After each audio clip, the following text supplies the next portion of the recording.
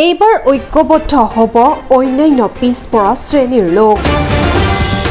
অসমৰ বিভিন্ন জিলাৰ লোকৰ সৈতে চলিছে যোগাযোগ ইতিমধ্যে বিভিন্ন জিলাৰ লগত আমাৰ কথা বাৰ্তা হৈ আছে তেখেতসকলেও আমাৰ প্ৰতিনিধি হিচাপে তেখেতসকল থাকিব দৰঙৰ ঐতিহাসিক খটৰা সত্ৰত অনুষ্ঠিত হ'ব প্ৰতিনিধিত্বমূলক সভা ঐতিহাসিক খটৰা সত্ৰত আমি অন্যান্য পিছপৰা শ্ৰেণীৰ এখন প্ৰতিনিধিত্বমূলক এখন সভা আমি আহ্বান কৰিছোঁ আৰু ৰাজ্যিক অভিৱৰ্তনত গঠন কৰা হ'ব এখন একক আৰু অন্যান্য সংগঠন আমি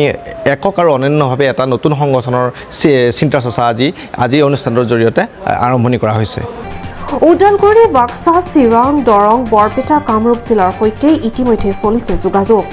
অন্যান্য পিছপৰা শ্ৰেণীৰ লোকক একত্ৰিত কৰি শৈক্ষিক আৰু অৰ্থনৈতিক ক্ষেত্ৰত কাম কৰিব এই সংগঠনটোৱে এটা প্ৰক্ৰিয়া আমি আৰম্ভ কৰিছোঁ এই বিষয়টো হ'ল চাওক অন্যান্য পিছপৰা শ্ৰেণীৰ গোটেই বিষয়টো হ'ল কি ইয়াত যিখিনি আমাৰ মেজৰিটি মানুহ আছে গোটেই মানুহখিনি একত্ৰিত কৰি শৈক্ষিক অৰ্থনৈতিক ক্ষেত্ৰতে আমি মূলতঃ কাম কৰাৰ সিদ্ধান্ত গ্ৰহণ কৰিছোঁ দৰঙৰ ঐতিহাসিক খটৰা সত্ৰত 15 অক্টোবৰত অনুষ্ঠিত হোৱা অন্যান্য পিছপৰা শ্ৰেণীৰ বিভিন্ন জিলাৰ প্ৰতিনিধিত্বমূলক সভাত আগন্তুক কেন্দ্ৰীয় সমিতি গঠনৰ বাবে এখন শক্তিশালী আহ্বায়ক সমিতি গঠন কৰা হয়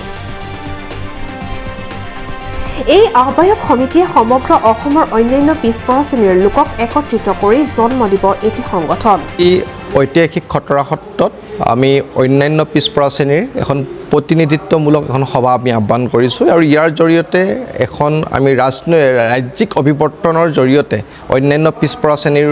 লগত আমি এটা সংগঠনৰ কাৰণে চিন্তা চৰ্চা কৰিছোঁ আৰু সন্মানীয় বিভিন্ন জিলাৰ পৰা আহি ইয়াত প্ৰতিনিধিবৰ্গ উপস্থিত হৈছে আৰু আমি সকলো একত্ৰিত হৈ ঐতিহাসিক খটৰা সত্ৰৰ ৰঘুনাথৰ আশীৰ্বাদ লৈ আমি